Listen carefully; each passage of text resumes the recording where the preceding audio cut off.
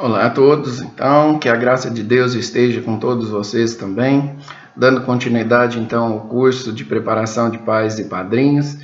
Então, essa parte eu acho bastante importante que a gente vai estar trabalhando agora, que é os símbolos do batismo, que é a parte que realmente os sacramentos, né, a gente entende como uma graça vem atuar em cada um de nós, no nosso dia a dia. Como que nos muda, uma palavra pode nos mudar, como que um batismo,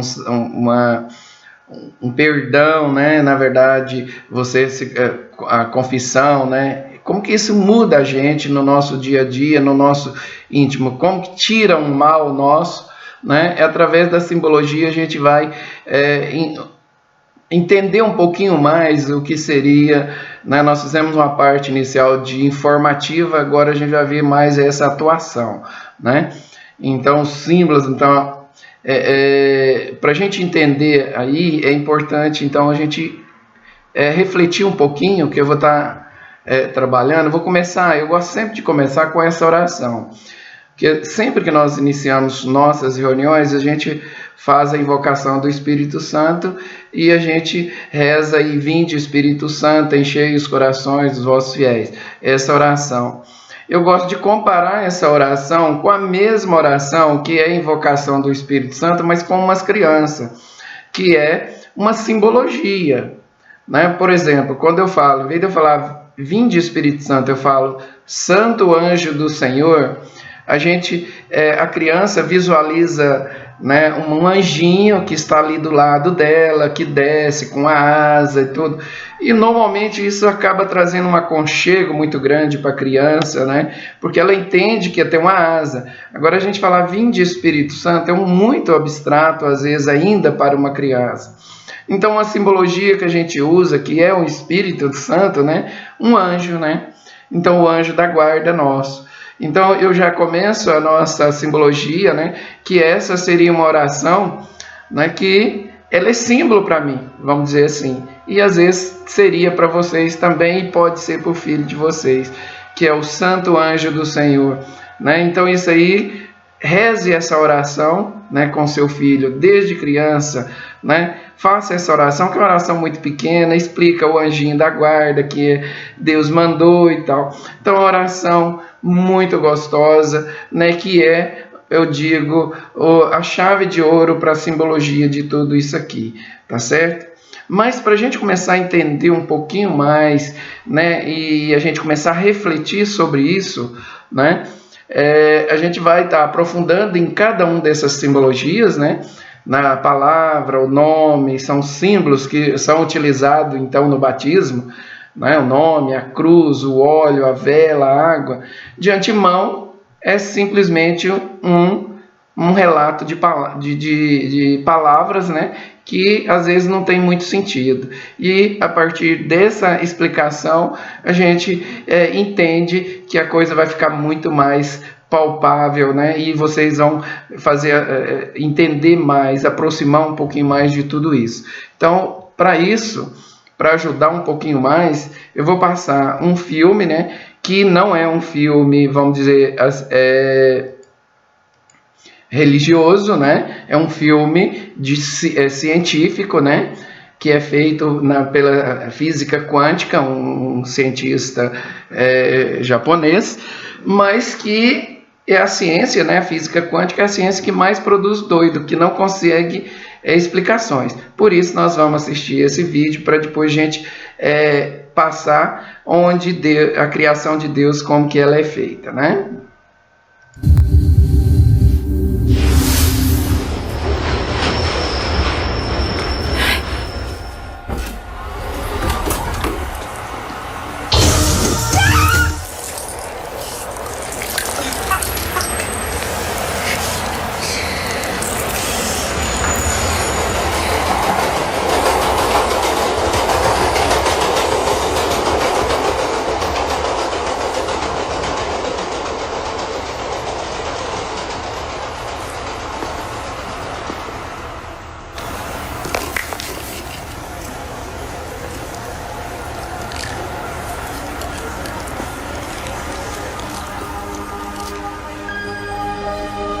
Nossa exposição do metrô veio do Japão, do Sr. Masuro Ezumoto.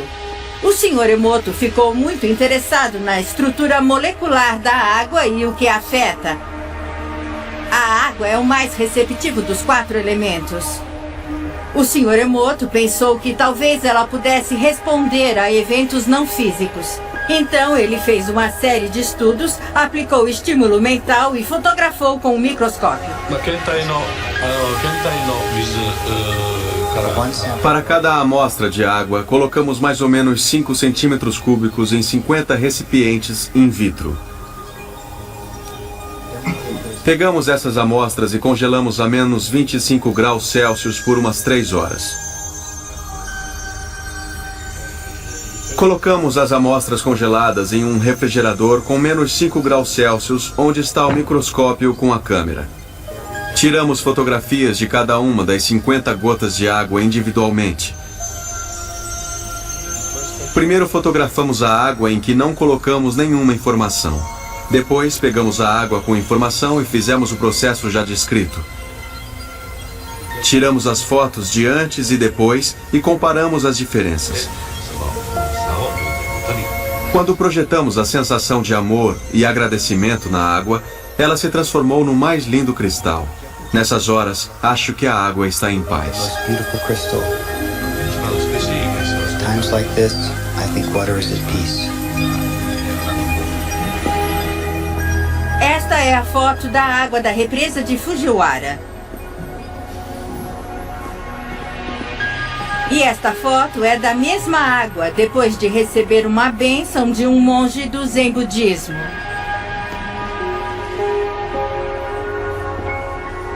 Agora, na próxima série de fotos, o Sr. Emoto imprimiu palavras, colocou-as nas garrafas com água destilada e deixou de um dia para o outro. Esta foto é da água destilada pura. Essa é sua essência. As próximas fotos, como podem ver, são todas diferentes. Esta é o Ki do amor. Vamos nos aproximando aqui do obrigado. E pode ver onde ele colocou as palavras aqui no vidro. Se soubessem ler japonês, já saberiam disso. Agora o Sr. Emoto diz que o pensamento ou a intenção é a força que guiou tudo isso. A ciência de como isso realmente afeta as moléculas é desconhecida. Você me dá nojo, vou te matar. Menos as moléculas da água, é claro. É fascinante pensar que 90% do nosso corpo é feito de água. Ki do amor. Te faz pensar, não faz? Se pensamentos podem fazer isso com a água, imagine o que pode fazer conosco.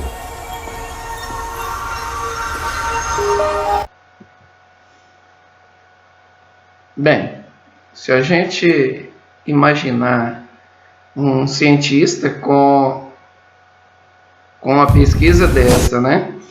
Então a gente vai começar a pensar o seguinte: o cientista não consegue as respostas. A resposta é muito simples. Nós que somos da igreja, é muito fácil. Nós já estudamos a criação do universo. Deus fez tudo perfeito, gente. Ele imprimiu nas palavras o que vai acontecer. Na verdade, não é a palavra em si. Na verdade, quando nós dizemos muito obrigado, na verdade, nós estamos expressando um sentimento. Então, um sentimento de amor, um sentimento de paz. Então, Deus imprimiu. Quando a gente diz a palavra que é o sinal, a gente imprime um sentimento. E esse sentimento, Deus imprimiu neste sentimento o resultado. Então, quando a gente deseja o bem para alguém, na verdade, o bem reflete em você. Ele retorna para você imediatamente, porque você, é o resultado das palavras, né, daquilo que acontece. É o que está na Bíblia. A Bíblia está o tempo todo dizendo isso aí. A palavra de Deus tem poder de nos santificar. Quando Jesus foi tentado, usou a palavra para vencer o tentador. Então, na Bíblia, o tempo todo, ele está falando da palavra. A palavra de Deus tem poder para transformar nossa mente, convencer-nos e lançar luz nas trevas que estão em nossos corações. Então, ela muda nosso coração. É um instrumento que Deus usa para desenvolver em nós o conhecimento, a fé e a santidade pessoal. Todas essas coisas são elementos essenciais da santificação. Isso está na Bíblia. Então veja bem, a perfeição que é o universo, né? Então, na verdade, Deus criou, deu toda a liberdade para nós. Ele nos criou, deu livre arbítrio. Mas está tudo feito de tal forma que o bem supera o mal sempre. Por quê? O mal é autodestrutivo. Quando você deseja o mal para alguém, esse mal reflete em você.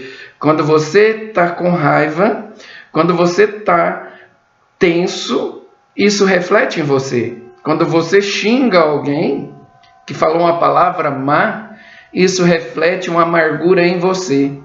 Mas quando você diz muito obrigado, que Deus te abençoe, né? Esse sentimento, ele é transformador. Está nas Escrituras, né? Então, o homem foi feito à imagem e semelhança de Deus. O homem tem poder, né? E os poderes, Deus já deixou tudo pronto, de maneira que ele caminha para o bem. O homem nasceu perfeito, nasceu sem maldade, né? Então, as Escrituras dizem que Deus é Espírito e as palavras capacitam para o bem. Está em João. Então, mentalmente, o homem foi criado como um agente racional e com o poder de escolha. E, em outras palavras, o homem pode raciocinar e fazer escolha, que é o livre-arbítrio. Você escolhe o que vai acontecer com você. Às vezes a gente chama coisas para a gente, o mal, nós chamamos doenças para a gente. Pessoas que vivem muito amarga o tempo todo, né? Então às vezes chama doença, dá um câncer, nossa, por quê? Que eu perdi a imunidade, por quê? Nós estamos aí o tempo todo dizendo aí, né? As pessoas presas, né? Então ocorre o risco de perder a imunidade. O estresse da vida, a gente perde a imunidade, porque a gente chama coisas ruins para a gente, né? Mas tudo isso foi feito de uma maneira muito inteligente, né? Perfeita. Se a gente começar a entender, então a Bíblia vem para nos dar tudo isso para a gente.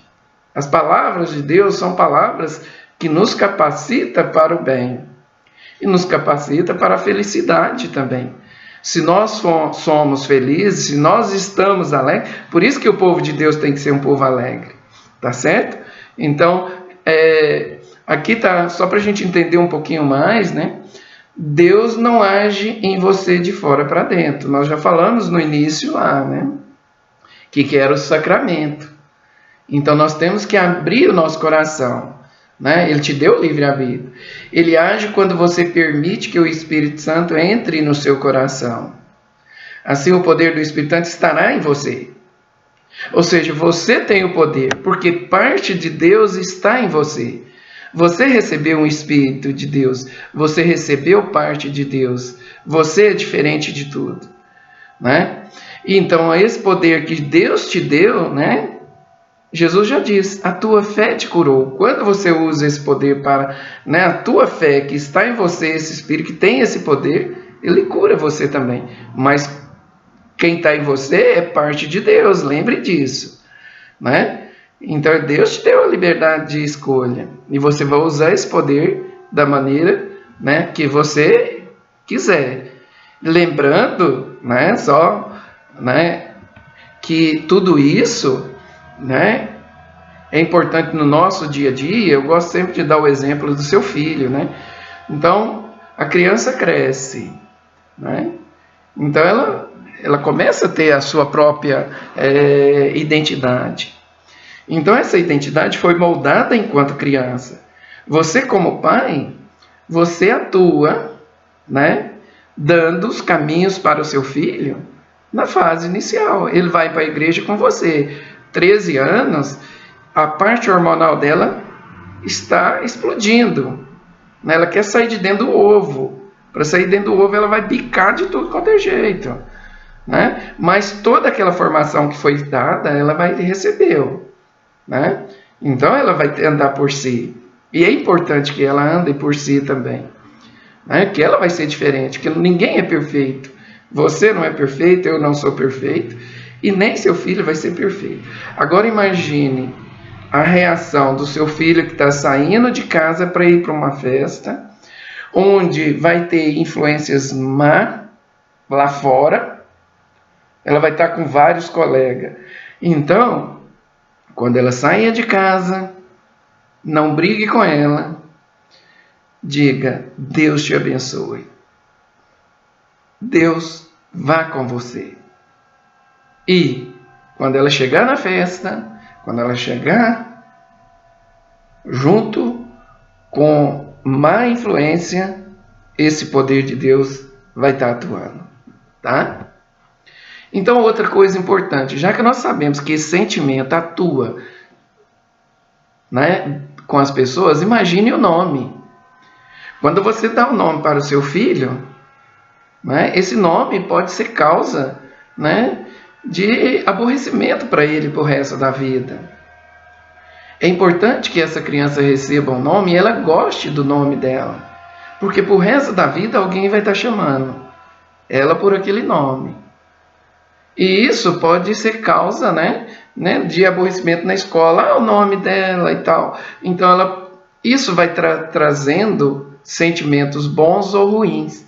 Então, por isso, dentro da nossa igreja, né, é comum, dentro da igreja católica, que os pais normalmente dêem nome aos filhos, nome de um apóstolo, Ana, Mateus, Lucas, Maria, nomes bastante claros que a pessoa possa ficar satisfeita, né, para o resto da vida, que traga bons fluidos, né, que lembre alguém, né, por exemplo, Ana, Maria, que lembre Maria, lembre Lucas, né, que tenha significado, tenha importância para ele. Então o nome é importante. Quando o padre vai batizar, a primeira coisa ele vai perguntar qual nome ele vai ser conhecido perante Deus, né? A primeira coisa que a hora que for batizar, você vai estar falando o nome dele para o padre. Outro símbolo também, né, é a cruz, que é o símbolo da igreja. E quando vai ser batizado o padre, no início, né, do batizado, né, logo em seguida a acolhida, né, o padre, né, o diácono, vai lá e vai fazer o sinal da cruz na testa dele. O sinal da cruz, de certa forma, ele é um sinal muito importante para nós. Na verdade, inicialmente a cruz, o pessoal não gostava da cruz, o pessoal tinha medo da cruz, como o demônio tem medo da cruz, né? Que se diz aí, né, popularmente. Por quê?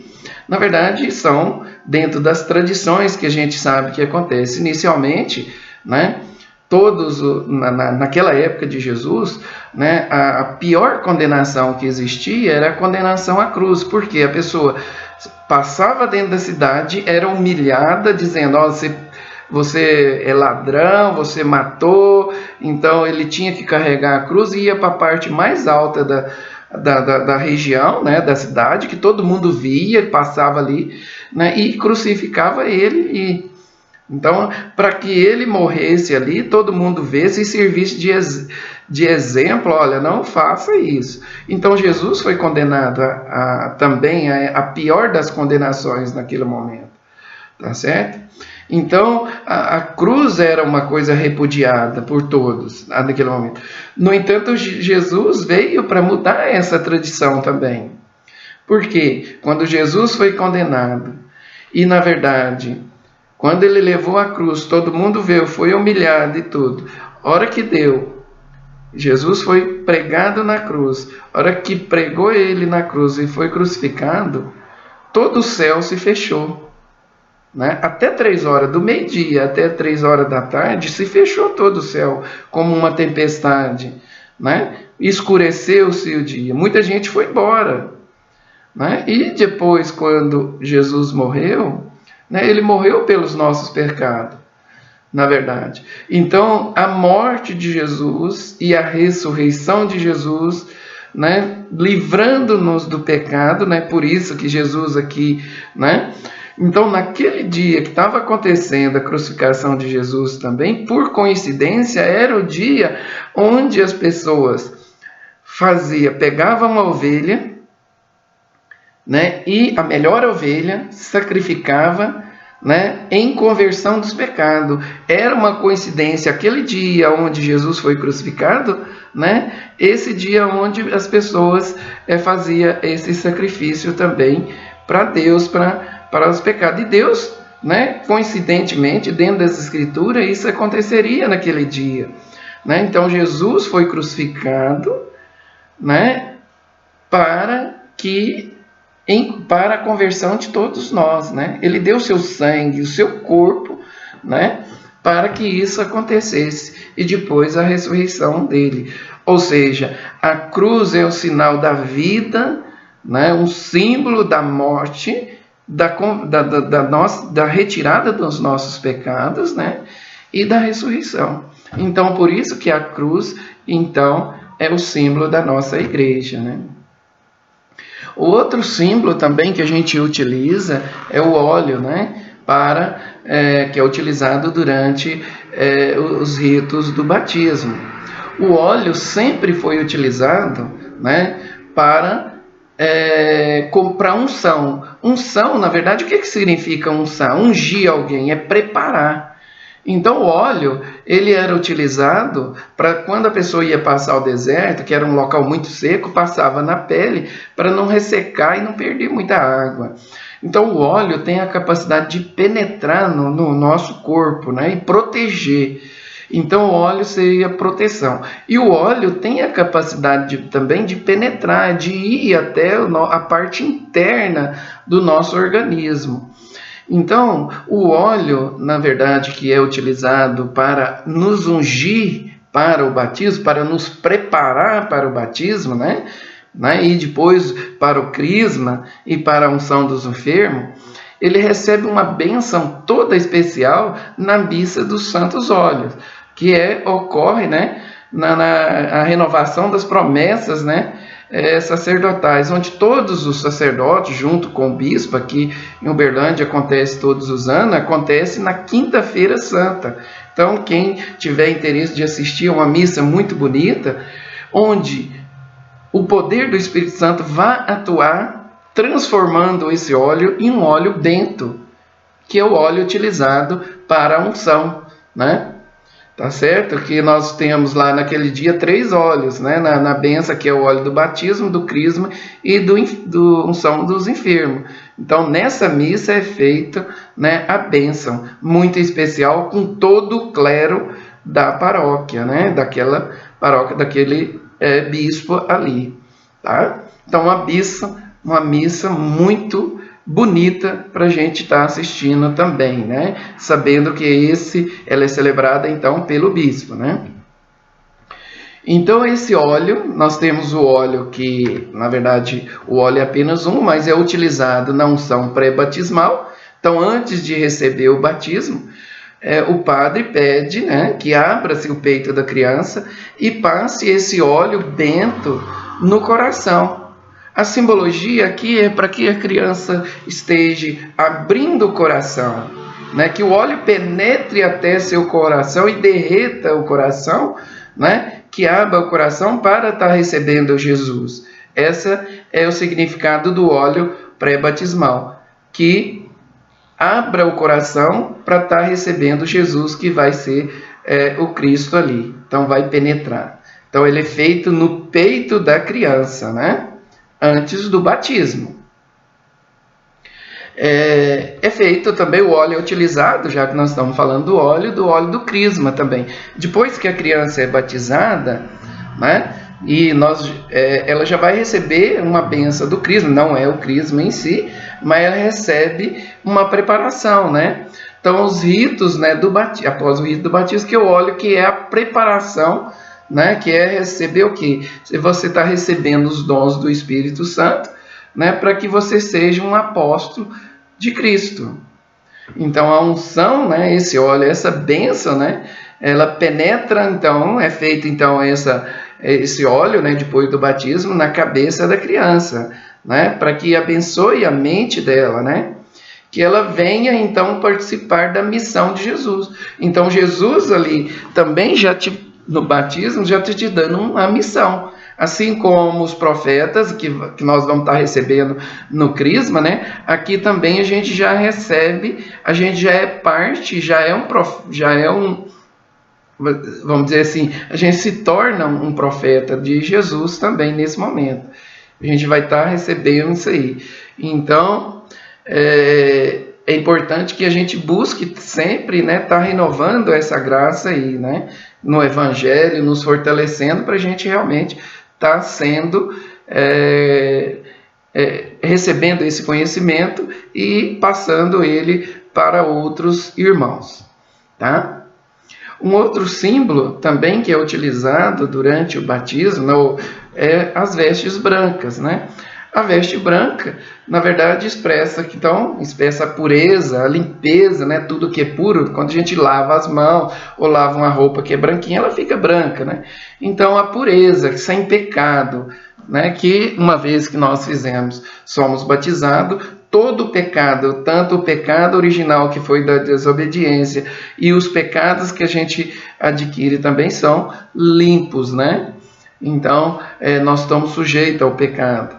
Então, durante o batismo, a gente sai limpo dali. E eu digo até o seguinte, né, que é importante que essa veste branca, ela não é obrigatória. Né? Vamos supor que você tenha problema de comprar, não é uma simbologia, mas que nos lembra a pureza, que a gente está saindo sem pecado. Lembrando que uma roupa branca, a gente estando lá, pode sujar também, e ela tem que ser limpa. Né? A gente pode pecar depois, então a gente volta, a gente se arrepender e pedir perdão desse pecado, e o padre dá essa bênção. Então, agora, uma vez que a gente está trazendo o filho da gente, né? Então é importante que a gente seja exemplo. E olha que lindo que seria também que os pais também estivessem puros e pudessem vir de roupa branca, que ele tivesse procurado, né, a confessar e está recebendo a Eucaristia ali durante o batismo, né? Então todos pudessem estar purificando também o momento de toda a família está se purificando, né? Então a veste branca tem essa simbologia, né? Aquele que puder vir, né, de branco dentro dessa simbologia, né, seria importantíssimo dentro desse momento que a gente guarda para o resto da vida também dessa criança, né? Uma outra simbologia seria a vela, né, que ela é acesa, né, que cada batizando recebe uma vela, e essa vela é acesa no Círio Pascal, né? Essa luz que está no Círio Pascal é a simbologia da presença viva de Jesus, né? Então, aquela luz que a criança vai estar recebendo, ela vai estar recebendo essa luz, então, né, que é esse significado da vela, que é a presença viva, né, do Cristo que a criança está recebendo. E o mais importante, que essa luz que a gente recebe, esse Espírito Santo, esse Cristo que está entrando na gente, né, é importante que a gente seja luz também. Então, a gente recebe uma luz, então, e pelo batismo a gente também precisa ser luz. Imagine dentro da igreja todos nós recebendo essa luz, né? Então a gente vai estar muito mais claro, né, tudo para a gente, com a luz de todo mundo, com esse espírito mais voltado para Deus, né? Essa simbologia da vela, né, ela é importante para nós, né? Então representa o Espírito Santo, a fé em Jesus ressuscitado. O próprio Jesus, né, a gente já diz: vós sois a luz do mundo, brilhe vossa luz diante dos homens, para que vejam vossas boas obras e glorifiquem o vosso Pai que estás no céu. Está em Mateus, né? Olha a importância dessa luz que está ali, que a gente está recebendo durante o batismo, essa vela que está significando tudo isso para nós, tá? A outra simbologia é a água, né? Que sempre é uma simbologia muito forte dentro da Bíblia, né? Então a água, na verdade, por si só, ela não significa nada, né? por si só. Ela é apenas um símbolo, né? Ela tem o poder realmente de purificar, né? Você está com as mãos sujas, vai lá e lava as mãos. Então, quando você chega na pia batismal, você tem água que não foi abençoada, então. Né? Então, durante a missa, com a imposição de todos que estão ali presentes, com as orações que são feitas pelo pároco e por todos ali dentro da igreja, é feita a bênção da água. Então, ela recebe uma bênção muito especial para o batismo. E aí sim, o batismo é feito com a água abençoada. As crianças são convidadas até a pia batismal para receber, para que aconteça então o batismo em si. Tá certo? Mas na Bíblia, a questão da água, nós temos do pecado original, que se diz bastante, né, desse pecado original. Então, e depois da retirada, da preparação para receber Cristo, é feito sempre na água. Né? Então, a simbologia ali, o agente purificador, Deus já disse lá. Outras vezes na Bíblia também, a limpeza, né, quando a simbologia da água, retirar os pecadores, né, não, lavando os pecadores da face da terra, a simbologia da arca de Noé. Assim como nós temos a travessia, né, aquele povo que perseguia o povo de Deus, né, na verdade a travessia do Mar Vermelho, ele acabou segurando, lavando aqueles pecadores que perseguiam o povo de Deus também. Então, na Bíblia, ele usa a simbologia da água em vários momentos. Lembrando que a água do batismo, já abençoada, que no momento ali é a água, né, que já recebeu uma bênção especial.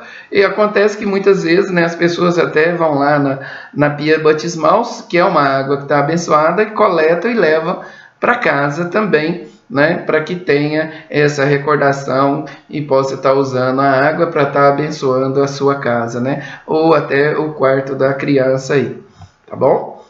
Então, no momento do batismo, o padre joga essa água na cabeça da criança, né, e 3 vezes, né, cada vez que ele joga, ele faz batismo em nome do Pai, joga água, do Filho, joga água e do Espírito Santo, que é a presença, a manifestação de Deus em nós. No final da missa, né, os pais que trouxeram também os padrinhos de consagração, é feito o oferecimento, né, dos filhos, né, à proteção de Nossa Senhora, que é a consagração a Nossa Senhora.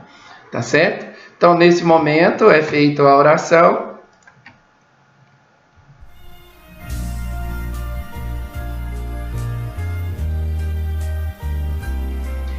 É também cantado a consagração, né, de Nossa Senhora, pedindo a bênção de Nossa Senhora.